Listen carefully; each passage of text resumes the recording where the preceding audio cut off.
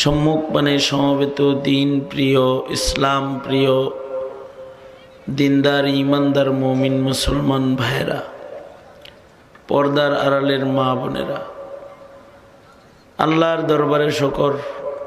আল্লাহ তাআলা গভীর রাত্রিতে দ্বীনি নসিহতের মজলিসে বসে থাকার তৌফিক দান করেছেন।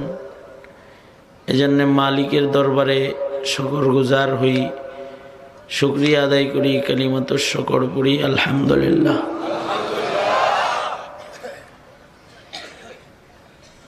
এলাকার আবাল বৃদ্ধ বনিতা একটা কোরআনের মাহফিলকে কেন্দ্র করে যে আনন্দিত, খুশি। এত রাত পর্যন্ত সবাই জাগ্রত, বাচ্চারাও জেগে আছে, যুবক বৃদ্ধ মানুষগুলা বসে আছে, মা বোনেরাও মাহফিলে শামিল আছে। এই যে ইবাদত কেন্দ্রিক একটা খুশি, এই খুশি যাদের ভেতরে আছে, আল্লাহর রসুল তাদেরকে ঈমানের নিশ্চয়তা দান করেছেন। নবীজি বলেন তাদের ভিতরে ঈমান আছে। আপনাদের দেখা দিল সাক্ষী দিতেছে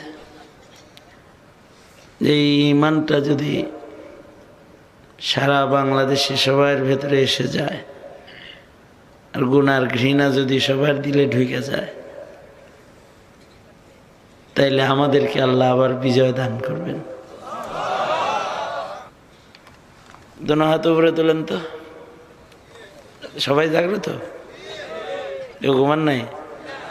দোনো হাত তোলেন। ঘুম যদি ভাব এসে থাকে তাহলে এটা ছুটুক, এরকম করেন, আঙুল খোলেন, আঙুল খুলে দেন, নাড়াচাড়া দেন, আস্তে আস্তে জবান খুলে বলেন আল্লাহু আকবার, আওয়াজ করে বলেন সুবহানাল্লাহ, আলহামদুলিল্লাহ, ওয়ালা ইলাহা ইল্লাল্লাহ,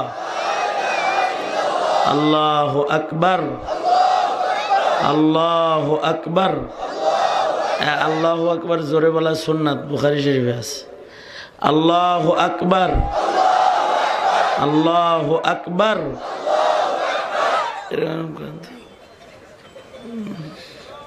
ঘুম গেছে? হাত নামান। আমাদেরকে আল্লাহ তাআলা যে সকল নিয়ামত দান করছেন, এর ভিতরে সবচেয়ে দামি নিয়ামত হলো ঈমান। ঈমানের নিয়ামত যার হেফাজত হয়ে গেল, তার জান্নাত কনফার্ম হয়ে গেল। তাহলে আজকে একটু এই যে আগ্রহ সহকারে বসা, মহব্বত নিয়ে দিনই কথা শোনা, এটা কি? ঈমান। তো এই ঈমানটা যদি এত রাত্রে নষ্ট হয়, সারা রাত জেগে ঈমান নষ্ট হয়ে গেল, লাভ হইল না লস হইল? হ্যাঁ? আর যদি একটু আগ্রহ সহকারে বসে কথা শোনা হয়, তাহলে ঈমানটা হেফাজত হইল। আল্লাহ তাআলা যে যে নিয়ামত আমাদেরকে দিচ্ছেন, ওর একটা নিয়ামতের শুকরিয়া আদায় যদি সারা জিন্দেগি গোলামি করি, তাতেও কি হক আদায় হবে?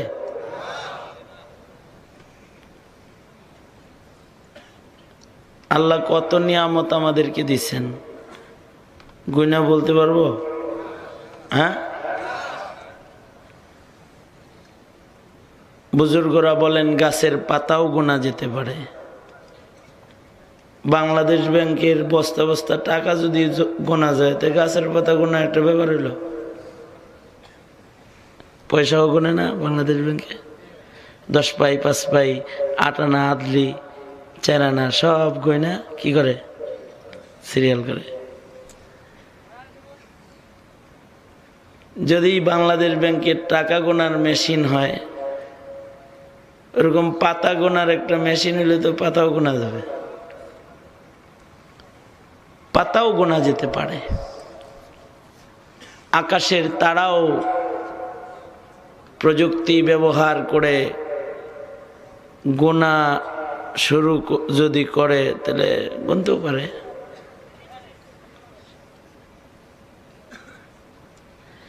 আমার মাহফিলে কিছু বেদাতিও আসে, কিছু এতাতিও আসে, কিছু জমাতিও আসে। আমার মাহফিলে আমাকে যারা ডিস্টার্ব দেয় হয়তো ওরা বেদাতি, নয়তো জামাতি, তাছাড়া এতাতি, তাছাড়া আহলে হাদিস। ভালো মানুষ যারা তারা আমার মাহফিলে উল্টা উল্টা করে না। তো তোমরা যারা উল্টা উল্টা করবা হয়তো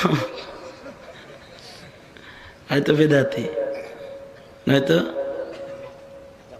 জামাতি, নয়তো এতাতি, নয়তো সালাফি। আহলে হক হও। বললো যে হুজুর আমাকে এরকম ইয়ে করলো, এমনি রসিকতা করলাম আর কি। মাঝে মাঝে কাতকতা দেয় না, তো এরকম একটু রসিকতা করলাম আর কি, এমনিই বলছি। নারাজ হয়েছেন কেউ?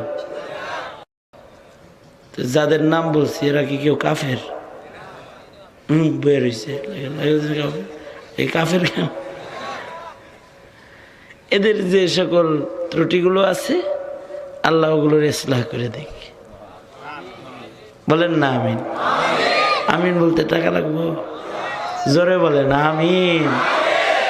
মাশাআল্লাহ, সবাই আমাদের ভাই। তো যেটা বলতেছিলাম, গাছের আবার শুরু করি, বয়ান শুরু করি, শুরু করব।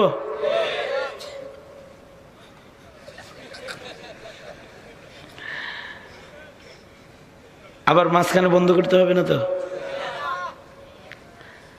বুজুর্গরা বলেন গাছের পাতাও গোনা যেতে পারে, সম্ভব হতেও পারে। আকাশের তারাও গোনা যেতে পারে, সম্ভব হতেও পারে। মাথার চুল গোনা সম্ভব হতেও পারে। প্রাণীর গায়ের প্রতিটি পশম গোনাও হিম্মত করা যেতে পারে। সাগরের পানি, নদীর পানি কত কেজি আছে এখানে, এটাও মাপার একটা হিম্মত করা যেতে পারে। গভীরতা মাপবে, পার স্কোয়ার ফিটে কত রকম পানি লয় এটারে পূরণ দিবে, একটা আন্দাজ করা যেতে পারে। কিন্তু কত নিয়ামত আল্লাহর আমরা ভোগ করতেছি, এটা গোনা যেতে পারে না। বলেছেন কে? ইন তাউদ্দু নিয়ামাতাল্লাহ লা তুহসুহা। তোমরা যদি আল্লাহর নিয়ামত গণনা করো ওগুলো শেষ করতে পারবে না। একটা নিয়ামত যদি না দেন তাহলে কি ক্ষতি আমাদের? যদি একটা নিয়ামত নিয়ে যান, এখন যেমন এই যে কথা বলতেছি, নিয়ামত কার? কথা বলা শিখাইছেন কে? আওয়াজ করে বলেন, আরো জোরে বলেন। এই চোখ দেখতেছি, দিছে কে? না দিলে অন্ধ হইতাম, জবান না থাকলে বোবা হইতাম, ওয়াজে দাওয়াত পেতাম। কান যদি না দিতেন তাহলে বধির হতাম, ওয়াজ শুনতে পারতাম।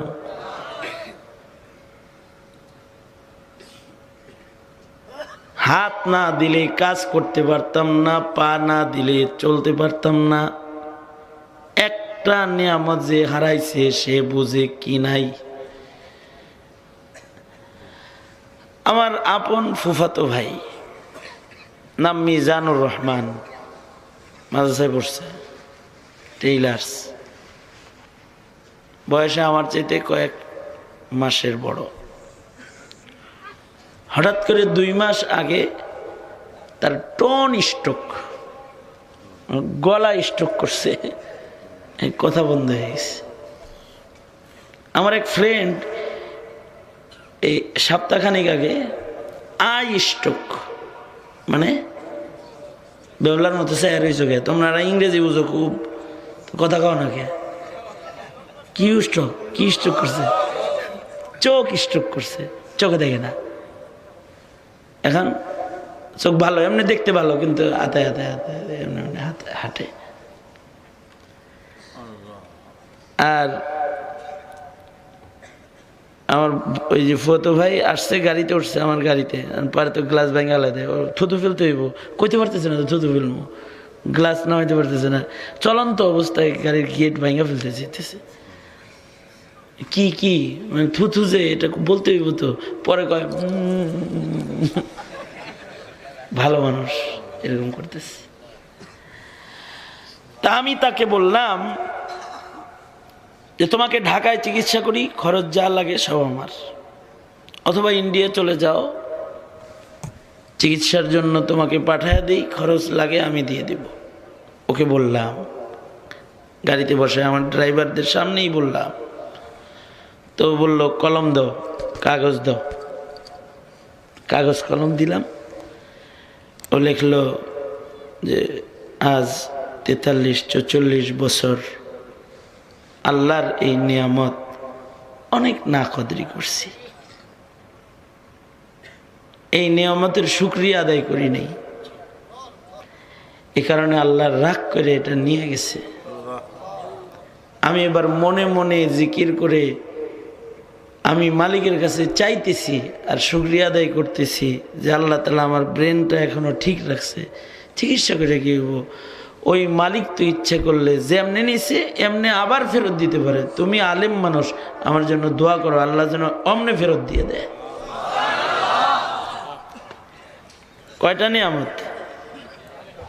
কয়টা নিয়ামত? একটা নিয়ামত।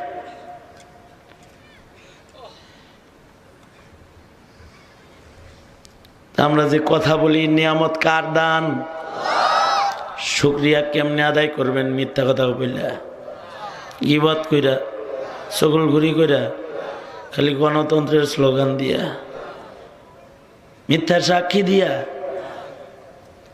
শুকর আদায় করতে হবে জিকির কইরা, শুকর আদায় করতে হবে তিলাওয়াত কইরা, শুকর আদায় করতে হবে নসিহত কইরা, আমর বিল মারুফ কইরা, নাহি আনিল মুনকার কইরা শুকরিয়া আদায় করতে হবে। যদি কেউ এ জবানের শুকর আদায় না করে, ময়দানে মাহশরে আল্লাহ তাআলা তাকে শাস্তি দান করবে। এ কারণেই কাদিয়ানীকে যারা কাফের বলে না, তারাও কাফের হয়ে যাবে, কারণ এটা আল্লাহ দিছে ওই কথা বলার লেগে। মুখ দিছে খালি তোমার নৌকা, ধানের শীষ, এগুলো কইতে। মুখ দিছে আল্লাহর কথা বলতে, মুখ দিছে নবীর রিসালাতের কথা বলতে, মুখ দিছে কেউ অন্যায় করলে তাকে ধমকি দিতে। অনেকে কয় কি, কয় হুজুর আমরা খুব ভালো মানুষ, নিরিবিলি, কোনো ভেজালে নাই, খালি দোকানে যাই আর আই, যাই আর আই, অফিসে যাই আর আসি, আরে কাউরে কিছু বলিও না, কিছু ইয়ে করি না, খাই দাই, ঘুমাই, মসজিদে নামাজ পড়ি, বাস। এই মিয়া, আপনি রেখে আল্লাহ গরু বানাইছে নাকি? কথা কন না আপনি, আপনি কথা বলবেন, এই জন্যই তো আপনি ইনসান। আপনার সামনে গাঞ্জা খায় তাও কিছু কর না, আপনার সামনে বাবা খায় তাও কিছু কর না, আপনার সামনে পর্দার খেলাফ কথা কয় তাও কিছু কর না, আপনার সামনে কাদিয়ানির পক্ষে দালালি করে আপনার দেশের সাংসদ তাও কিছু কর না, আপনার সামনে আপনার হায়াতে ইসলামের বিরোধিতা করে তাও কথা বলেন না, কোরআনকে অপমান করে তাও কথা বলেন না, মুসলমানের মাটিতে ইসলামের ঘাটিতে পর্দা আর হিজাবের বিরুদ্ধে আইন করে স্কুলে তাও কথা বলেন না। আপনি কথা বলবেন কখন? বাড়ি খাইবেন যখন, তখন। আপনি তো বুবা শয়তান। কি শয়তান? ঠিক একজনে বললেন কেন? কি কি কি শয়তান? জোরে বলেন, আওয়াজ করে বলেন, কি শয়তান? বুবা শয়তান। ভেজালে নাই, ভেজালে নাই। হক কথা বলতে হবে, এ জবানের শুকরিয়া হক কথা বলে আদায় করতে হবে। শুকর এই কারণে হুজুররা নিজেরা খালি বলে না, আপনি করেও বলায়, বলো কাফের কাফের, কাদিয়ানিরা কাফের, ফাঁসি ফাঁসি ফাঁসি চাই নাস্তিকদের। কিসের শুকরিয়া? এই নেয়ামতের শুকরিয়া। চোখ দিছে কে? চোখের শুকরিয়া আদায় করবেন কি দেখা? ফেসবুক দেখা, নাটক দেখা, সিনেমা দেখা, নায়িকা দেখা। চোখের শুকরিয়া আদায় করবেন মা বাবার চেহারা দেখা, বিবির চেহারা দেখা, সন্তানদেরকে সোনজরে তাকায়া, আল্লাহর কোরআন দেখা দেখে দেখে পড়বেন কোরআন শরীফ। আলেম দেখা, এই যেমন বইয়ে রয়েছেন আলেম দেখতেছেন, চোখের শুকরিয়া আদায় হইতেছে। নজর করে চায়া দেখতেছেন, সগীরা গুনাহ ঝইরা পড়ে যাইতেছে। সুবহানাল্লাহ। আর একটু আস্তে করে শুকরিয়া আদায় করেন, মুখ তো আপনার। কার? জোরে বলেন সুবহানাল্লাহ, জোরে বলেন মাশাআল্লাহ।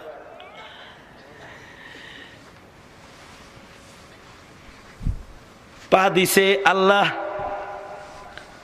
পায়ের দ্বারাই খালি বাজারে যাইবেন, আর সিনেমা হলে, আর গানে, যাত্রায়, হাইটা হাইটা মসজিদে যাইবেন। শুকরিয়া। এক কদম বেশি হাঁটবেন তো বেশি সব পাইবেন। যার বাড়ি দূরে তার সব বেশি। মসজিদের পাশে বাড়ি 10 কদম হাঁটছে, আর একজন 200 কদম হাঁটছে, নেকি কার বেশি? কার পা দিয়ে হাঁটছে? কার কামে হাঁটছে? নিয়ামত কার দান? আল্লাহর দান। এক মাহফিলে গেছি তো একজন বাম হাতে মুসাফা করতেছে, বাম হাতে। পরে আমি খেয়াল করে দেখলাম ডান হাত নাই। বাম হাতে মুসাফা করছে মানে কি? ডান হাত নাই।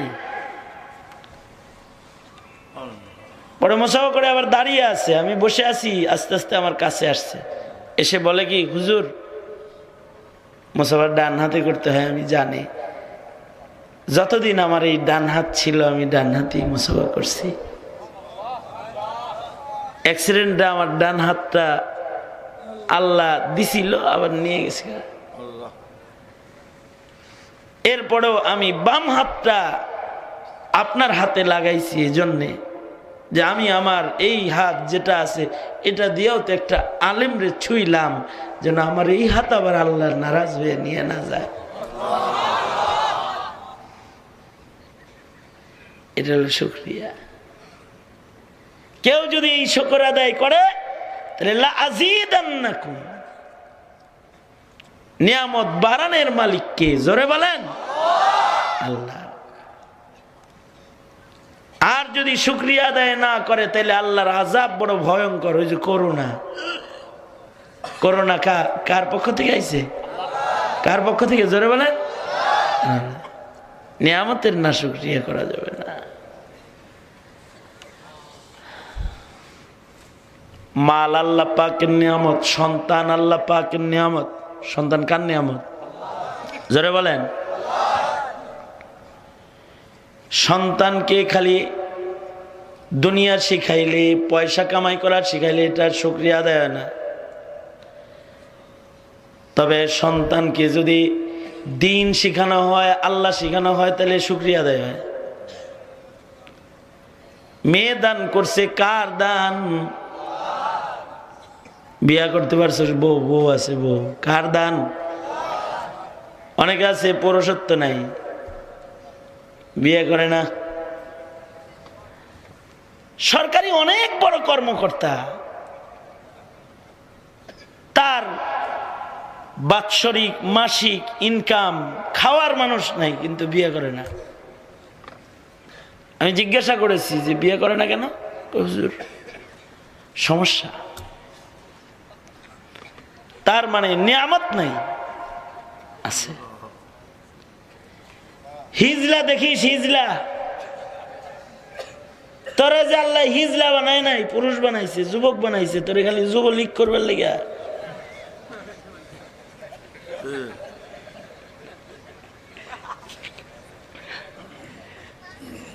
যুবক বানাইছে তোকে খালিদ বিন ওয়ালিদের মতো তরবারি হাতে আল্লাহর দিনের জন্য তোর জওয়ানিকে কুরবানি করার লাগিয়া, ভালোবাসা দিবস পালন করার লেগে তোর যুবক বানাইছে, হিজলা বানায় নাই। প্রত্যেকটা নিয়ামতের শুকর আদায় করো। গল্প শোনো, বাদশাহ হারুনুর রশিদ এরকম এক গ্লাস পানি হাতে নিছেন, পান করবেন। সামনে বসা আছে বাহলুল মাজজুব রহমাতুল্লাহ আলাইহি। বাহলুল বলে, বাদশাহ পানিটা একটু ধীরে খান, ধীরে খান, একটু হিসাব করি পানির দাম কত। এক গ্লাস পানির দাম কত হবে?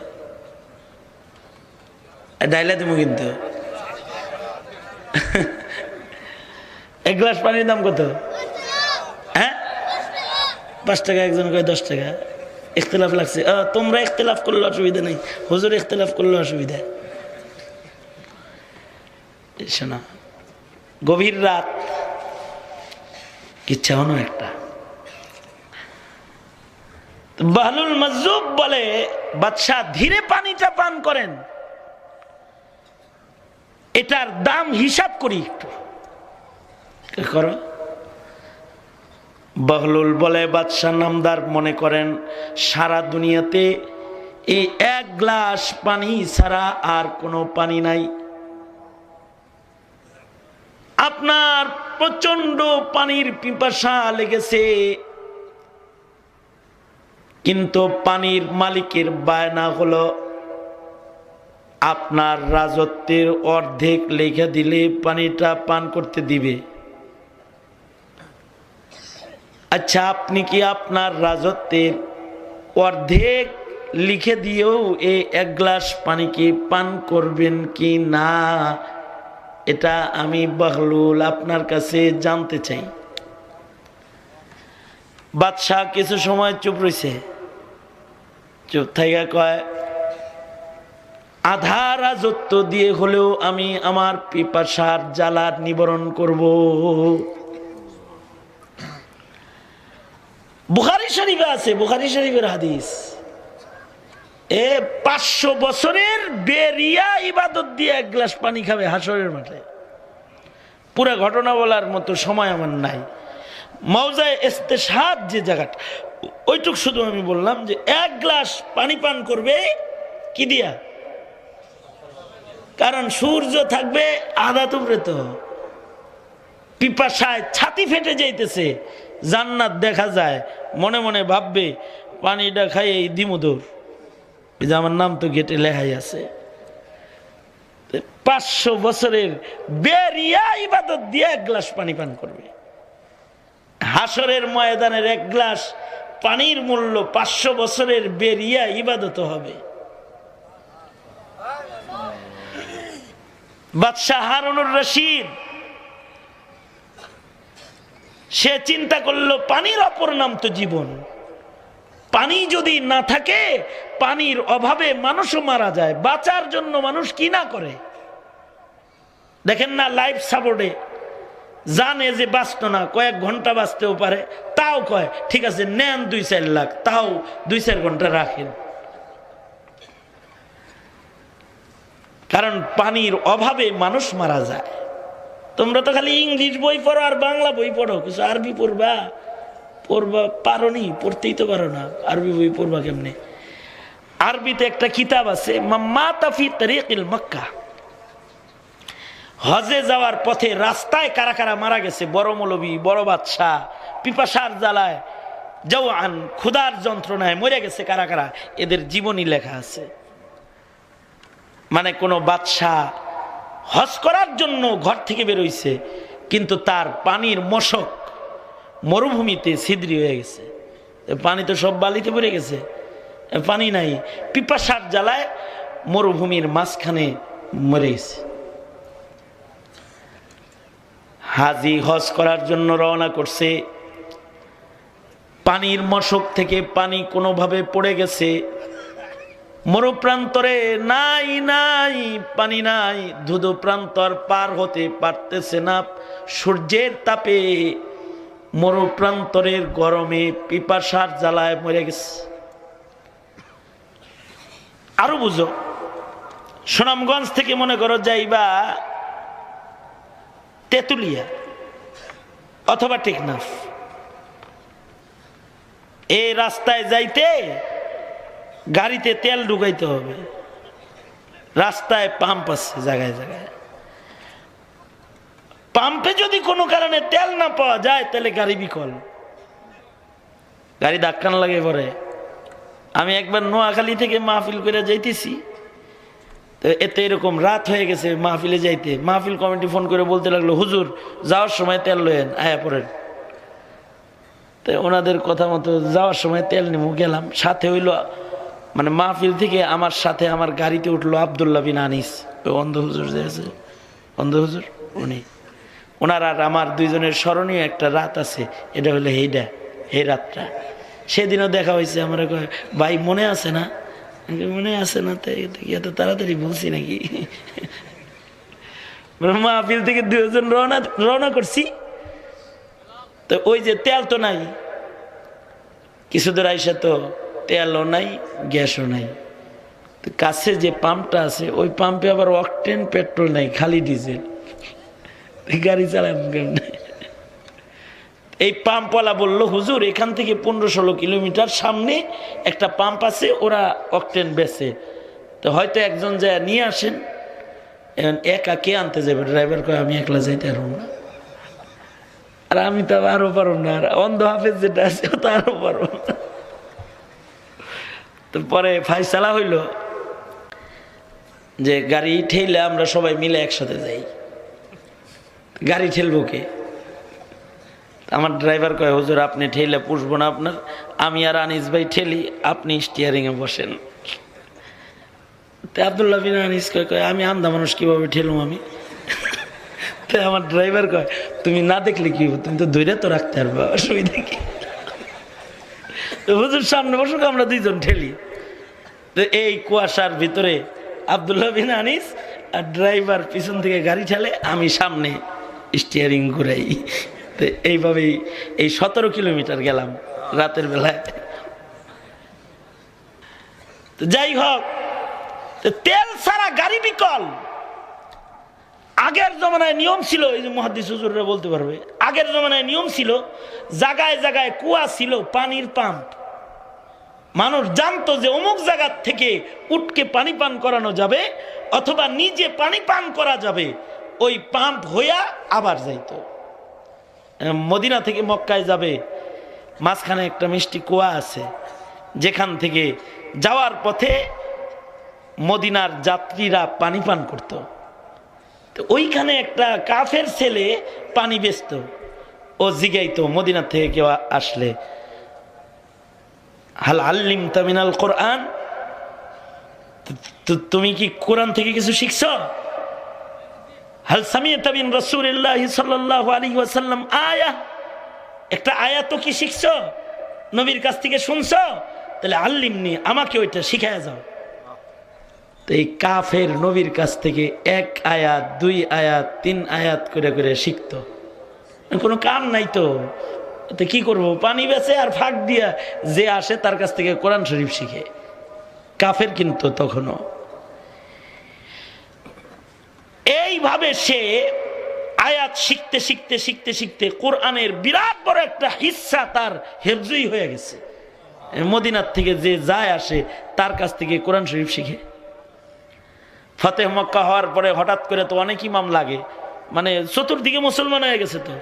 তো এই এলাকার মানুষ কয়, আমগর এলাকায় একটা ইমাম দেন নবীজি। তো আল্লাহর রাসূল বললেন, এই অমুক এলাকার কি কেউ আছো যে কোরআন শরীফ পড়তে পারো? তো ওই নতুন মুসলমান যে গোলাম, সে হাত তুলে বলে, আমি আছি, আমার অনেক পারা মুখস্থ আছে। তা আল্লাহর রাসূল বলেন, তুমি কেবল মুসলমান হইলে কিভাবে মুখস্থ ছিল? কয় আমি তো এই যে পানি বেচছি যখন, তখনই হাফেজ হয়েছি, অনেক অনেক পারি আমি। তো আল্লাহর রাসূল বলেন, আনতা ইমাম লিহাদিহিল কারিয়া, তুমি এই গ্রামবাসীর জন্য ইমাম, যাও। তো এই পানি নেওয়ার একটা জায়গা ছিল। তো দেখা গেছে যে পানি পান করার জন্য কুয়ার কাছে গেছে, যে দেখে যে কুয়া বালু ঝরে ঢাইকে গেছে, কুয়ার মুখ পায় না, পানি তুলতে পারে না, তো সওয়ারি চলে না, নিজেও চলতে পারতেছে না, তো পিপাসার জ্বালায় রাস্তায় মরে গেছে।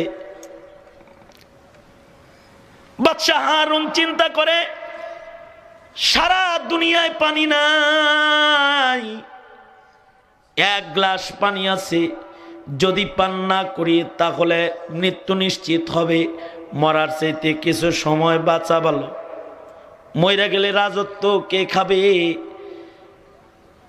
বাদশাহ হারুন বলে, মাজজুব, এই বাহলুল, আধা রাজত্ব দিয়েও যদি আমার এক গ্লাস পানি পান করার জরুরত পড়ে জীবন বাঁচানোর জন্য, তাহলে আমি আধা রাজত্ব দিয়ে হলেও এক গ্লাস পানি আমি পান করব।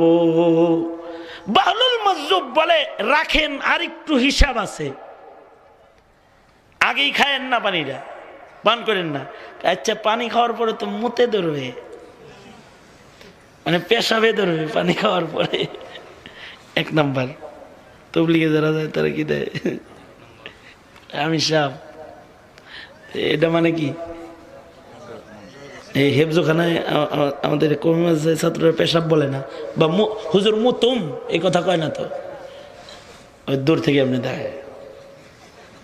এক নাম্বার। আর যদি বড়টা ধরে,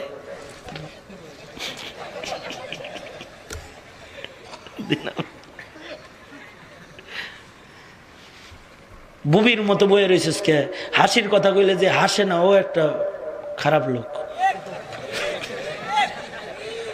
হাসির কথা বললে তো হাসাই সুন্নত, হাসির কথা মুখ বন্ধ করে বয়ে থাকো হাসির কথার সময়। কিছু কিছু হাদিস আছে, ও হাদিস পড়ার সময় হাসতে হয়, সুন্নত আছে না হুজুর? হ্যাঁ, মুসালসাল বিযিহক, যে আল্লাহর রাসূল হাদিস পড়াইতে যে হাসা দিছে, এই হাদিস বলার সময় হাসা সুন্নত, যারা শুনবে শুই না তাদেরও হাসা সুন্নত। যখন হাসির কথা কইতো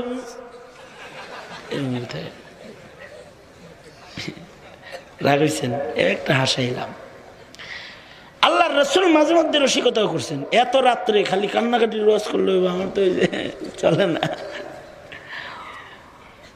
তো মুহতারাম হাজিরিন,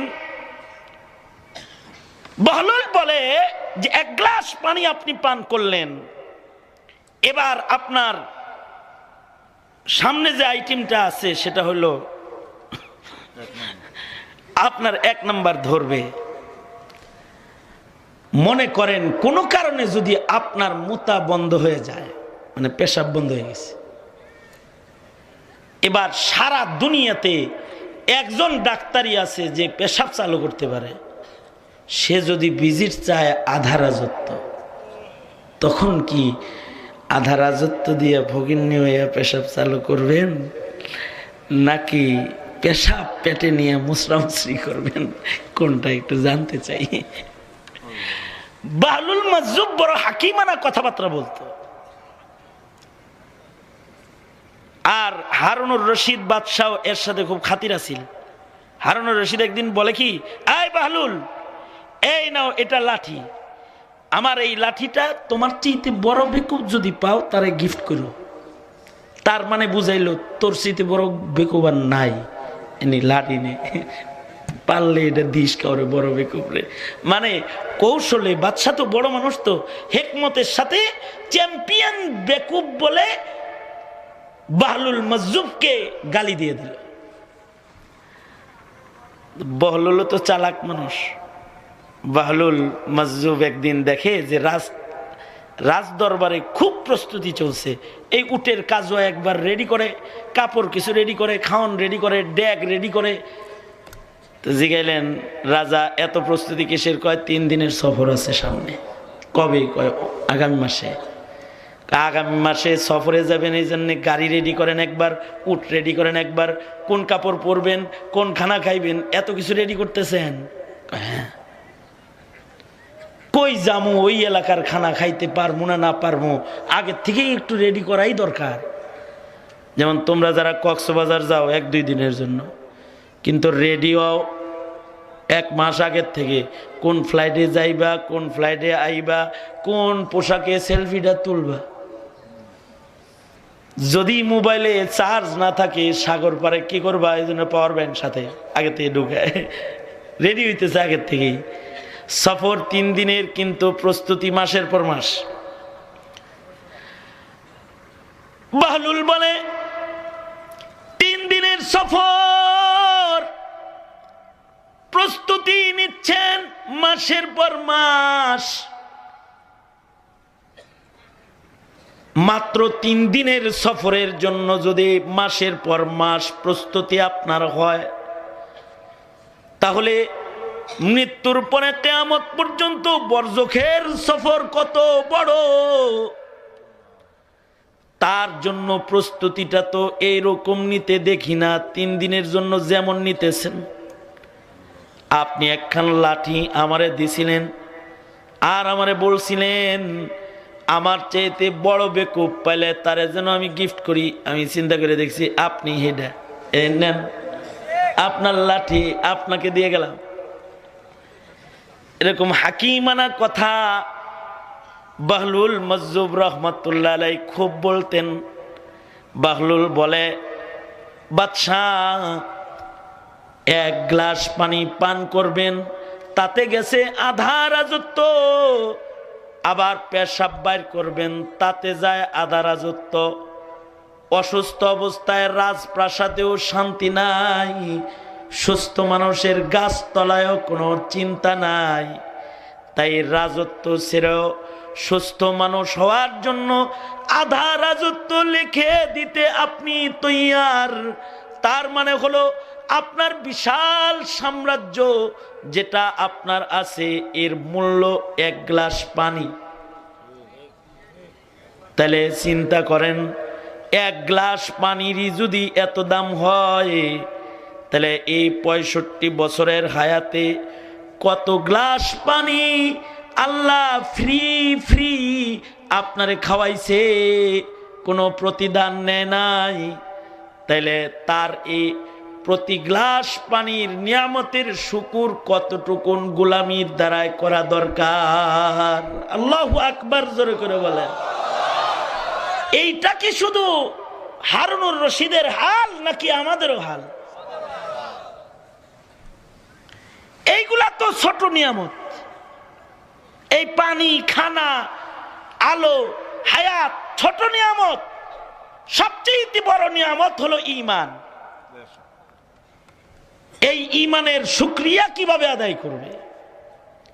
ঈমানের শুকরিয়া আদায় করবে আল্লাহর প্রেম দিয়ে, ঈমানের শুকরিয়া আদায় করবে নবীর প্রেম দিয়ে। লা ইউমিনু আহাদুকুম হাত্তা আকুনা আহাব্বা ইলাইহি মিন ওয়ালিদিহি ওয়া ওয়ালাদিহি ওয়ান নাসি আজমাইন।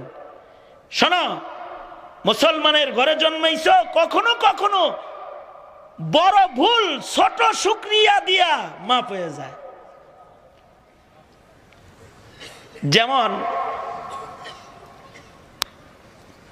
ফতেহ মক্কা যখন হয়ে গেল, আল্লাহর রসুলের ঘোষণা ছিল কিছু কিছু মানুষ যেখানে পাও সেখানে তাদেরকে হত্যা করো। তার ভেতরে হযরত ওয়াহশী রাদিয়াল্লাহু আনহু একজন, যিনি ইসলামের বীর সৈনিক আমির হামজাকে শহীদ করেছিলেন।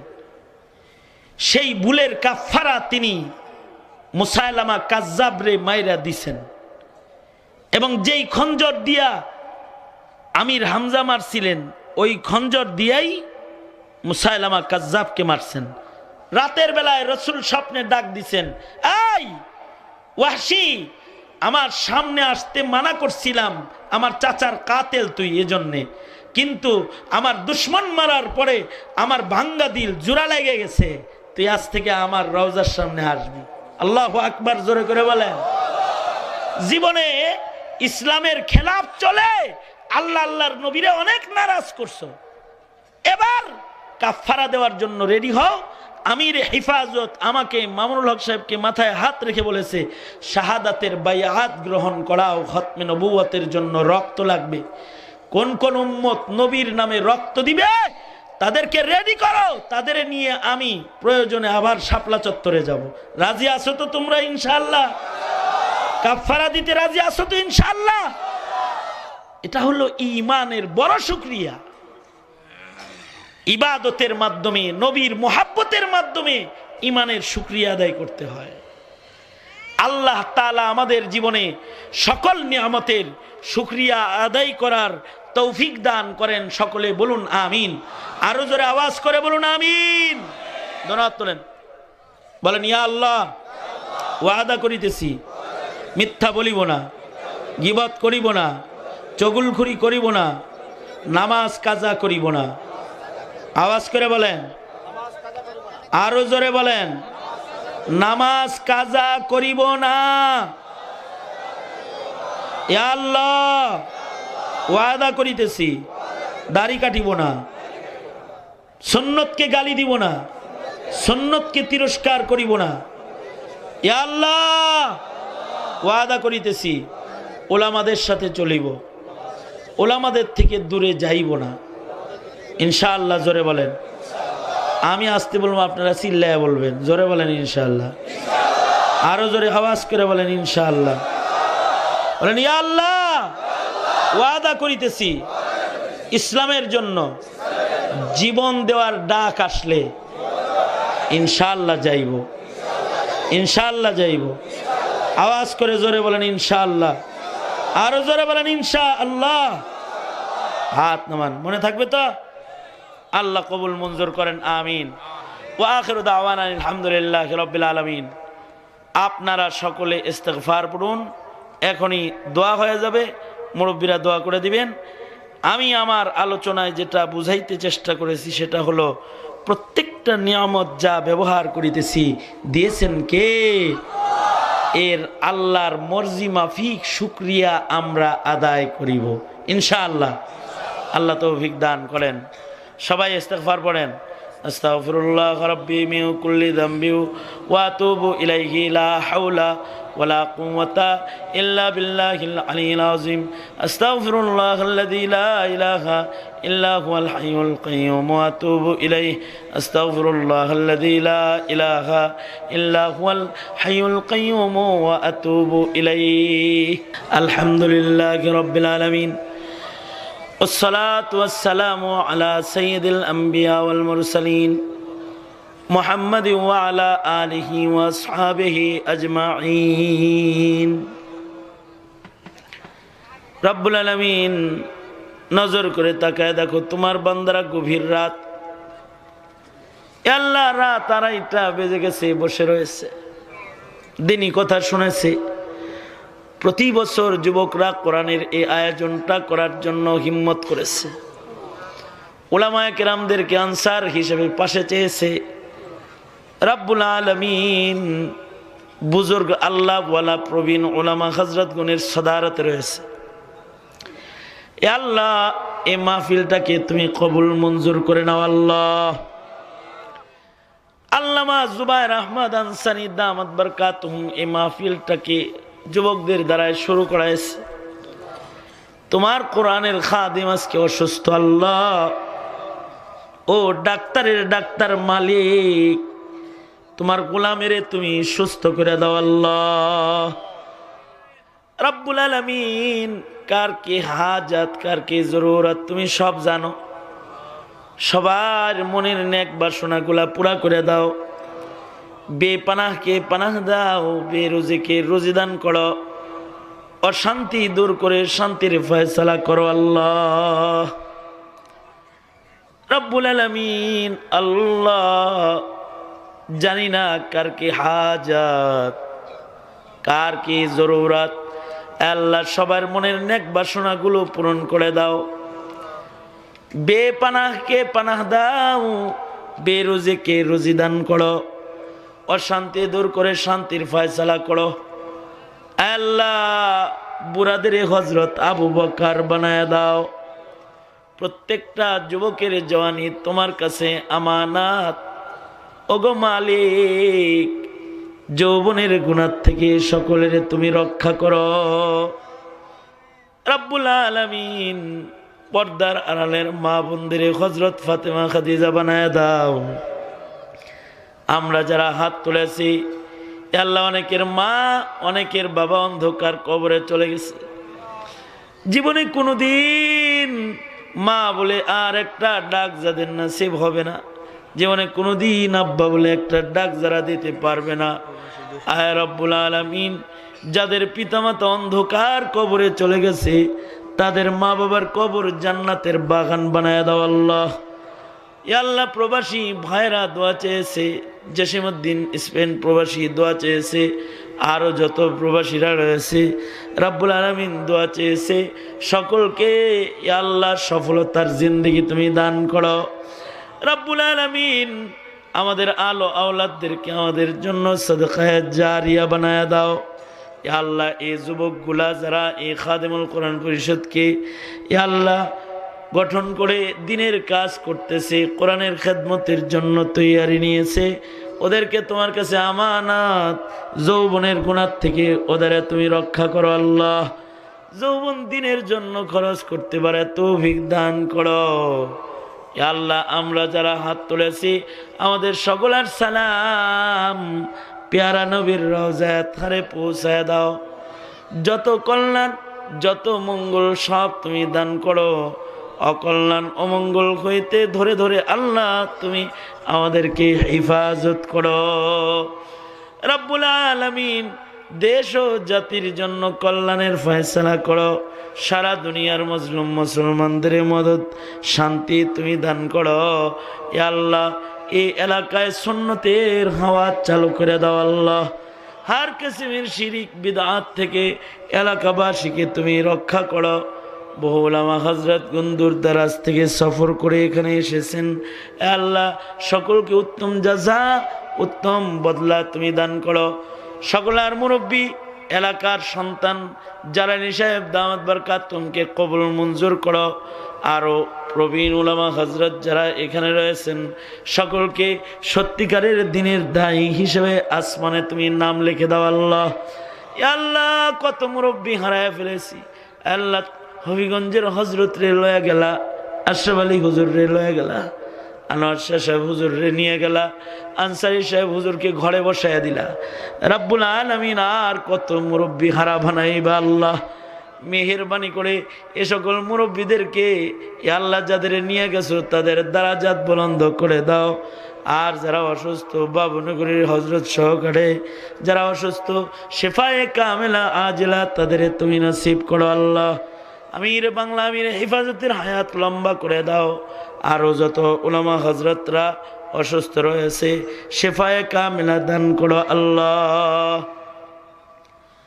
অনেক কিছু বলার সংক্ষেপ কথা, যত কল্যাণ সব দান করো, অকল্যাণ হতে ধরে ধরে আমাদেরকে তুমি রক্ষা করো। সুবহান রাব্বিকা রব্বিল ইজ্জাতি আম্মা ইয়াসিফুন ওয়া সালামুন আলাল মুরসালিন ওয়ালহামদুলিল্লাহি রাব্বিল আলামিন। আমিন আমিন বিরহমাতিকা ইয়া আরহামার রাহিমিন।